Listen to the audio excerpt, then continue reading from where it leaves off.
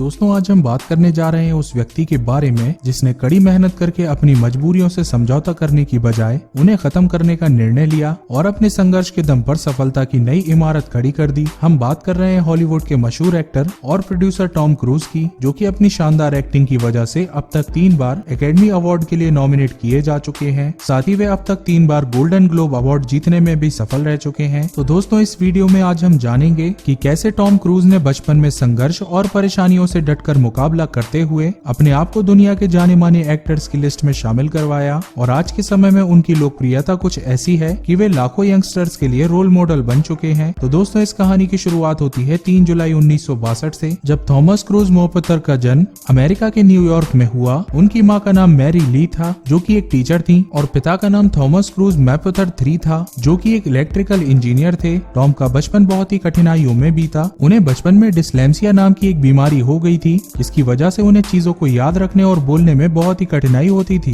साथ ही टॉम के पिता भी उनके साथ अच्छा व्यवहार नहीं करते थे। अक्सर वो छोटी छोटी बातों को लेकर उनकी पिटाई कर दिया करते थे। आगे चलकर 1971 में उनके पिता ने जॉब चेंज की और इसी के चलते उनके पूरे परिवार को ओटावा जाना पड़ा। और इस तरह टॉम के बचपन के कुछ साल कनाडा में बीते, जहां उन्होंने अपनी स्कूली पढ़ाई रॉबर्ट हॉपकिंस पब्लिक स्कूल से पूरी की और इसी स्कूल में एक्टिंग के प्रति उनकी दिलचस्पी हो गई। और चौथी क्लास में रहते हुए उन्होंने अपने स्कूल में एक प्ले भी किया। स्कूल के टाइम टॉम को स्पोर्ट्स का भी शौक था और वे अपनी स्कूल की टीम की तरफ से हॉकी खेला करते थे। लेकिन जब सिर्फ टॉम 6th क्लास में थे तो उनकी माँ ने उनके पिता से तलाक ले लिया, जिसके बाद वे टॉम और उनकी बहन को लेकर यूएस शिफ्ट हो गयी। टॉम के जीवन में तो एक समय ऐसा भी था जब वो कैथोलिक प्रीस्ट बनना चाहते थे। आगे चलकर उन्होंने अपने कॉलेज की टीम की तरफ से अमेरिकन फुटबॉल में बतौर लाइन बैकर खेला और इसके साथ ही साथ उन्होंने एक्टिंग में भी अपना हाथ आजमाया, जिसके लिए 1980 के आसपास उन्होंने बहुत सारे ऑडिशंस भी दिए, लेकिन दुर्भाग्य से उन्हें वहां भी निराशा हाथ लगी। हालांकि 1981 में एंडलेस लव नाम की एक मूवी में उन्हें छोटा सा रोल मिल गया और अपने छोटे से रोल में ही उन्होंने ऐसा छाप छोड़ा कि इसी साल उन्हें एक और फिल्म टैप्स में काम करने का मौका मिल गया। लेकिन 1983 में रिलीज हुई रिस्की बिजनेस नाम की मूवी से लोगों में टॉम की असली पहचान हो सकी। यह रोमांटिक कॉमेडी मूवी काफी सफल रही और इस मूवी को टॉम के जीवन का टर्निंग पॉइंट भी कहा जाता है।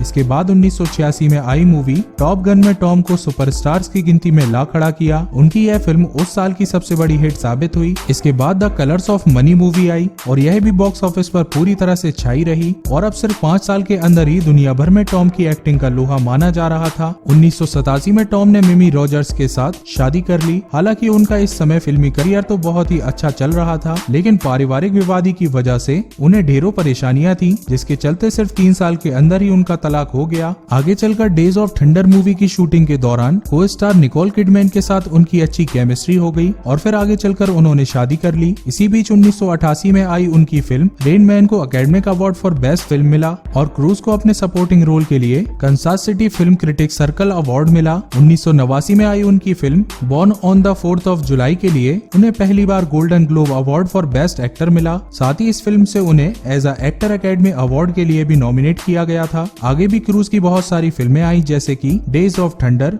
और फार एंड अवे मूवी में उन्होंने अपनी पत्नी निकोल किडमैन के साथ काम किया और अब तक टॉम क्रूज लोगों के पसंदीदा एक्टर बन चुके थे। 1996 में उनकी मिशन इम्पॉसिबल फिल्म आई, जिसे कि उन्होंने खुद ही प्रोड्यूस किया था और इस फिल्म ने भी बॉक्स ऑफिस पर धमाल मचाया। और फिर इसी साल आई जेरी मैगायर मूवी के लिए उन्हें एक बार फिर से golden globe award for the best actor मिला और उन्हें एकेडमी अवार्ड के लिए दूसरी बार नॉमिनेट किया गया। और फिर आगे चलकर 1999 में एक बार फिर से आइस वाइट शर्ट के लिए उन्हें गोल्डन ग्लोब अवार्ड मिला, लेकिन इस बार भी एकेडमी अवार्ड के लिए उन्हें सिर्फ नॉमिनेशन ही मिल पाया। साल 2000 में टॉम क्रूज की मिशन इम्पॉसिबल सीरीज की दूसरी फिल्म आई, जिसने की दुनिया भर में $547 मिलियन की कमाई की और इस तरह से यह मूवी उस साल की तीसरी सबसे ज्यादा कमाई करने वाली मूवी बनी। जहां एक और टॉम क्रूज की फिल्में बॉक्स ऑफिस पर धमाल मचा रही थी, वहीं उनके जीवन में उनकी लव लाइफ को लेकर के फिर से कुछ परेशानियां आने लगी और इन्हीं परेशानियों के चलते 2001 में वो निकोलस किडमैन से अलग हो गए। आगे चलकर 2001 में वनीला स्काई, 2002 में माइनॉरिटी रिपोर्ट और 2003 में द लास्ट समुराई जैसी कई और भी हिट फिल्में आती रहीं। साथ ही आपको बता दें कि 2002 से 2009 के बीच टॉम क्रूज की कुल 10 फिल्में आई, जिसमें से 9 फिल्मों ने $100 मिलियन